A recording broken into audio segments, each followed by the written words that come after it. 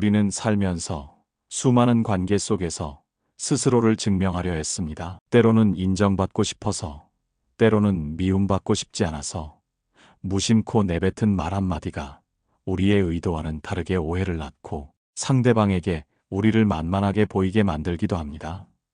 나를 아끼는 마음으로 건넨 위로가 오히려 상처가 되어 돌아오거나 겸손의 표현이 자신감 없는 태도로 비춰져 스스로의 가치를 깎아내리는 순간들도 적지 않습니다. 혹시 지금 당신의 진심이 왜곡되어 전달되고 있다는 느낌을 받고 계신가요? 내가 아닌 다른 사람의 시선 속에 갇혀 자신의 본 모습을 잃어버린 듯한 쓸쓸함을 느끼고 있지는 않은가요? 마음이 가난해지면 말도 가벼워지고 가벼워진 말은 다시 마음을 더욱 가난하게 만듭니다. 어쩌면 우리는 이 반복되는 고통의 굴레 속에서 벗어날 방법을 찾고 있을지도 모릅니다. 고대 그리스의 철학자 소크라테스는 너 자신을 알라고 말했습니다. 이 말은 단순히 자기 성찰을 넘어서 우리 내면의 깊은 곳에 자리한 진정한 자아를 발견하고 그 자아를 존중하는 것이야말로 타인과의 관계에서도 올바른 자세를 유지하는 첫걸음임을 일깨워줍니다. 스스로를 사랑하고 존중할 때 비로소 우리의 말은 무게를 얻고 타인에게도 존중받을 수 있습니다. 그렇다면 과연 어떤 말들이 우리를 가볍게 보이게 만들고 우리의 진정한 가치를 퇴색시키는 걸까요? 그리고 우리는 어떻게 하면 말이라는 도구를 통해 우리 자신을 더욱 단단하게 만들고 진정한 존중을 이끌어낼 수 있을까요? 오늘부터 우리는 말의 힘을 빌려 우리 안의 철학자를 깨우는 여정을 시작할 것입니다. 이 여정은 당신이 말을 통해 자신을 더욱 단단하게 만들고 진정한 존중을 이끌어내는데 도움을 줄 것입니다.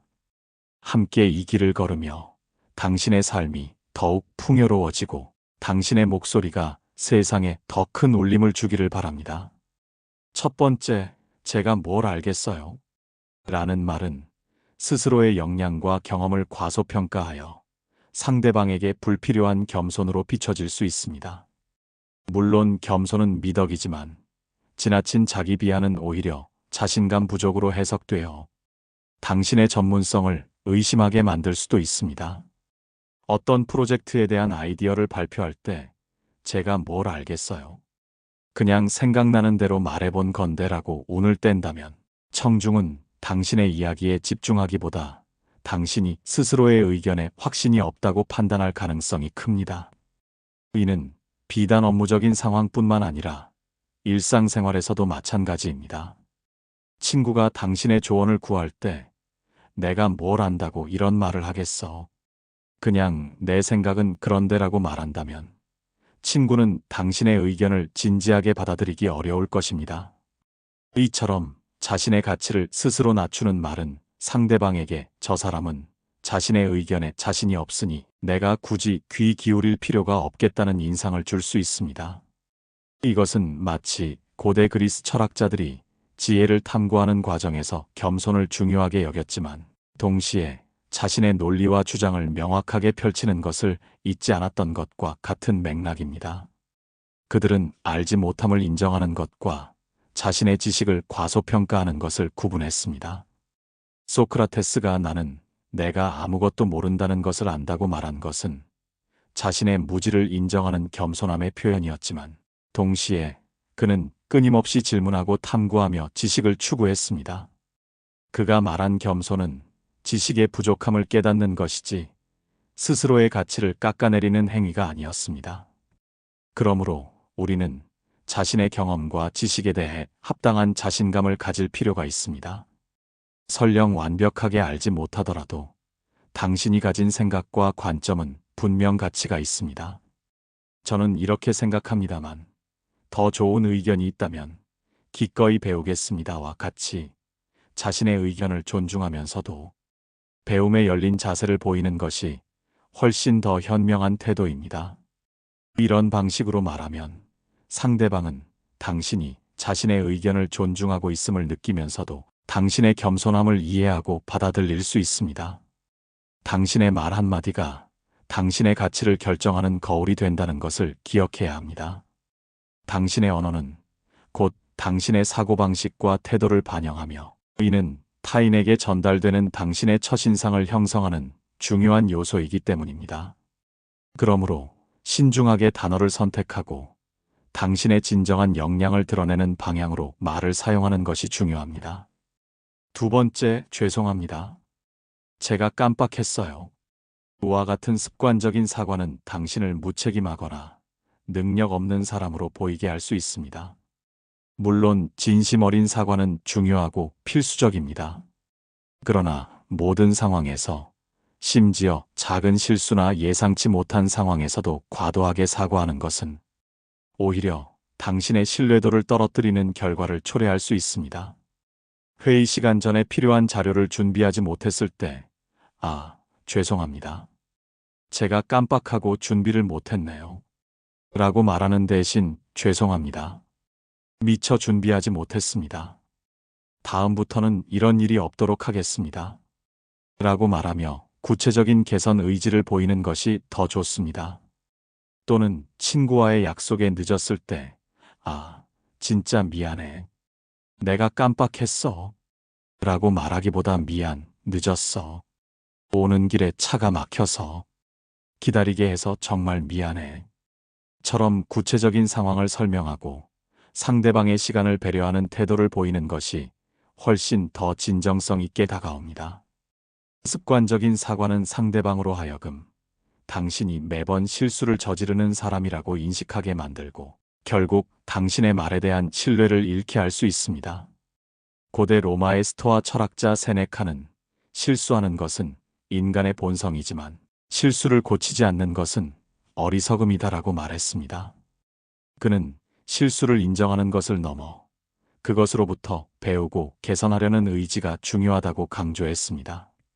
당신이 진정으로 실수에 대해 사과하고 싶다면 그저 습관적으로 내뱉는 깜빡했어요. 대신 이 부분을 놓쳤습니다. 다음번에는 이런 일이 없도록 제가 더 신경 쓰겠습니다.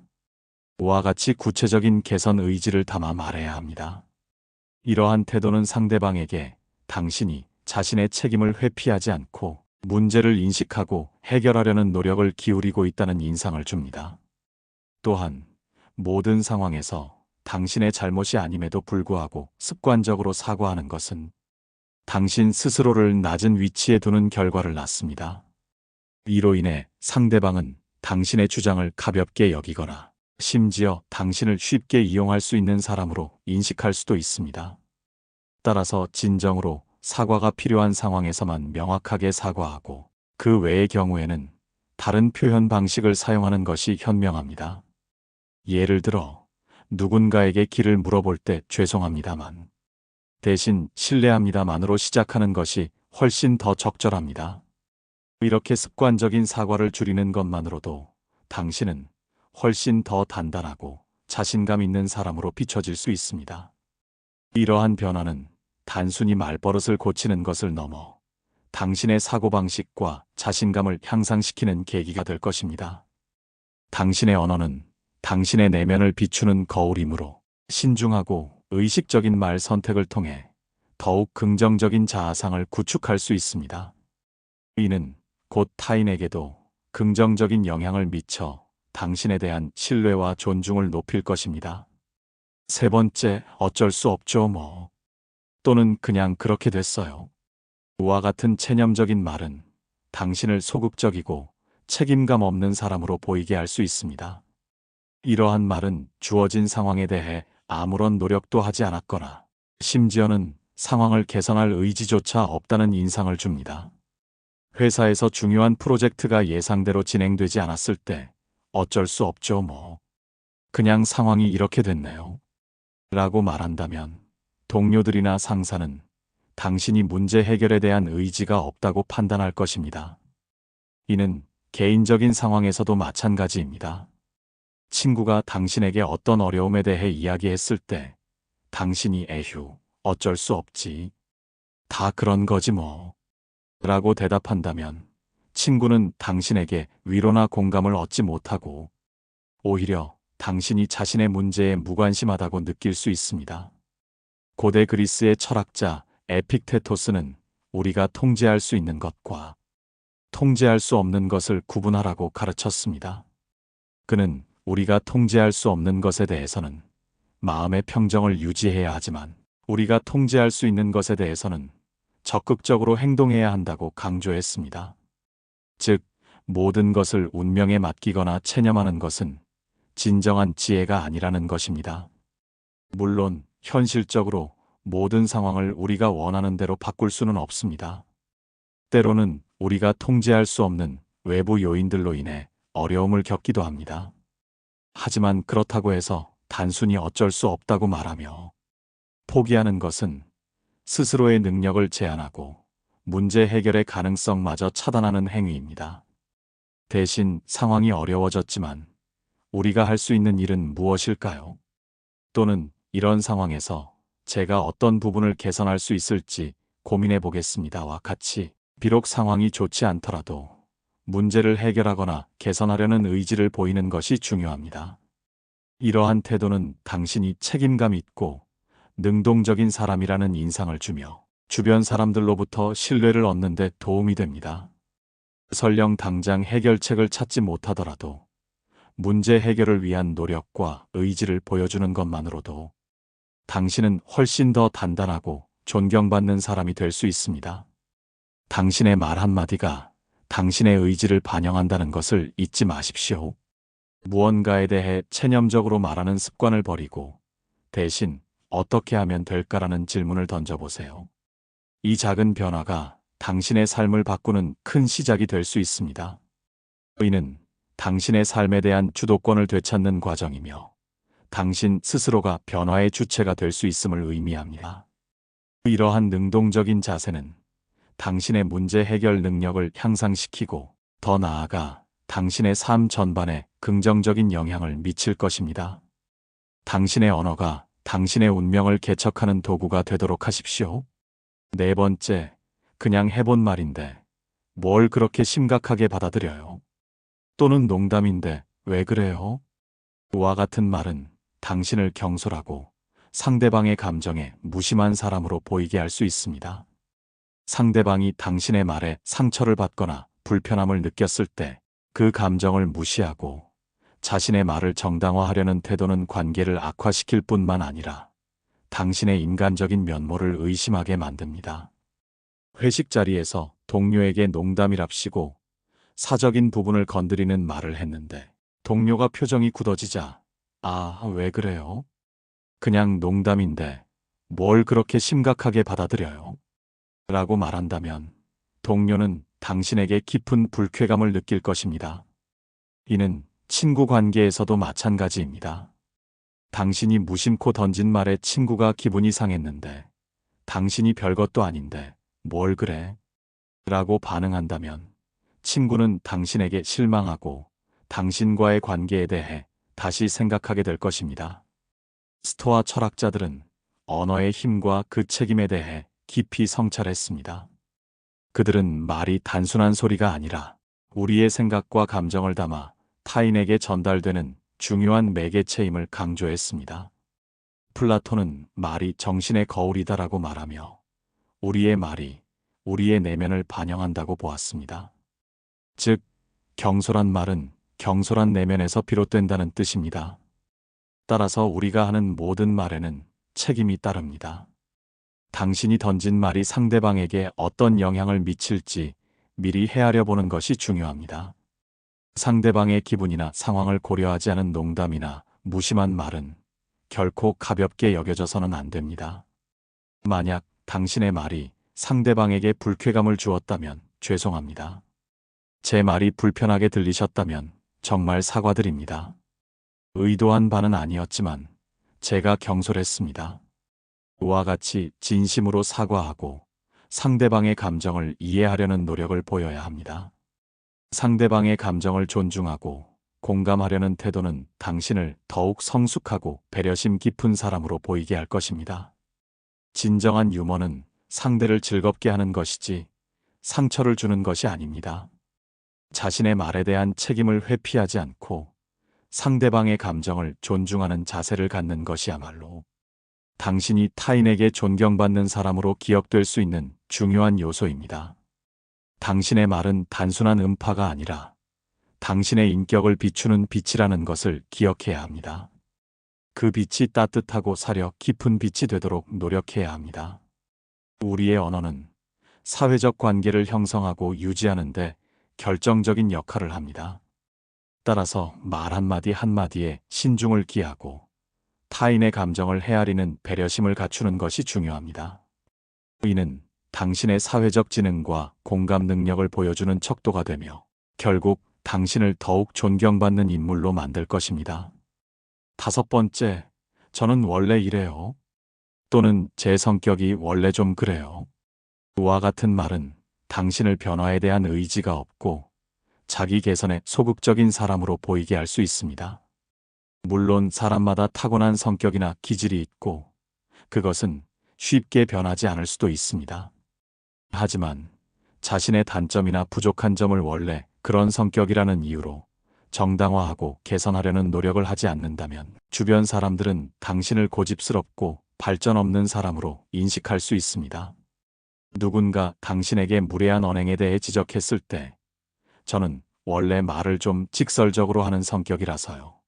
라고 대답한다면 상대방은 당신이 자신의 잘못을 인정하지 않고 변명한다고 생각할 것입니다. 이는 직장 생활에서도 부정적인 영향을 미칠 수 있습니다. 팀원으로서 어떤 문제에 대해 개선을 요구받았을 때 제가 원래 좀 꼼꼼하지 못한 성격이라서요. 라고 말한다면 당신은 팀의 발전에 기여하기를 거부하는 사람으로 비춰질 수 있습니다. 아리스토텔레스는 습관은 제2의 천성이다라고 말하며 반복된 행동이 결국 우리의 성격을 형성한다고 보았습니다. 그의 철학은 우리가 타고난 기질에 갇히기보다 끊임없는 노력과 습관을 통해 더 나은 인격으로 발전할 수 있음을 시사합니다. 물론 자신의 단점을 인정하는 것은 중요합니다. 하지만 그 인정이 체념으로 이어지는 것이 아니라 개선을 위한 첫걸음이 되어야 합니다. 제가 이 부분에서는 아직 부족한 점이 많습니다. 고치려고 노력하고 있고 앞으로 더 나은 모습을 보여드리겠습니다. 그와 같이 자신의 부족함을 인정하면서도 개선 의지를 보여주는 것이 훨씬 더 긍정적인 인상을 줍니다. 이러한 태도는 당신이 자기 성찰을 할 줄 아는 사람이며 스스로를 발전시키려는 의지를 가지고 있다는 것을 보여줍니다. 상대방은 당신의 솔직함과 노력을 높이 평가할 것이며 당신을 더욱 존중하게 될 것입니다. 자신의 단점을 변명하는 대신 그것을 극복하려는 노력을 보여주는 것이야말로 진정한 용기이자 지혜입니다. 저는 원래 이래요라는 말은 자신을 가두는 벽이 될 수 있습니다. 그 벽을 허물고 더 넓은 세상으로 나아가려는 의지를 보여주세요. 당신의 말은 당신의 성장 가능성을 보여주는 중요한 증거가 될 것입니다. 당신의 성장을 통해 당신의 말이 더욱 큰 울림을 갖게 될 것입니다. 우리가 사용하는 말은 단순한 의사소통의 도구를 넘어 우리의 정체성을 형성하고 타인과의 관계를 규정하는 강력한 힘을 지니고 있습니다. 이 5가지 가벼운 말들을 피하고 대신 진정성과 존중이 담긴 말을 사용함으로써 당신은 스스로의 가치를 높이고 타인으로부터 진정한 존경을 이끌어낼 수 있습니다. 이 과정은 당신이 스스로를 더욱 깊이 이해하고 자신을 둘러싼 세상과 더욱 긍정적으로 상호작용하는 방법을 배우는 기회가 될 것입니다. 당신의 내면의 철학자를 깨워 말 한마디 한마디에 깊이와 무게를 더할 때 당신의 삶은 더욱 풍요롭고 의미 있는 관계로 가득 찰 것입니다. 이는 곧 당신의 삶을 스스로 개척하고 원하는 방향으로 이끌어갈 수 있는 진정한 자유를 얻는 길입니다. 이러한 언어적 실천은 당신의 개인적인 성장뿐만 아니라 당신이 속한 공동체에도 긍정적인 영향을 미쳐 더욱 건강하고 존중받는 사회를 만드는 데 기여할 것입니다. 긴 이야기 함께 걸어주셔서 고맙습니다. 이 마음이 닿았다면 앞으로도 함께 걸을 수 있도록 구독과 좋아요로 마음을 나눠주세요. 철학의 울림이었습니다.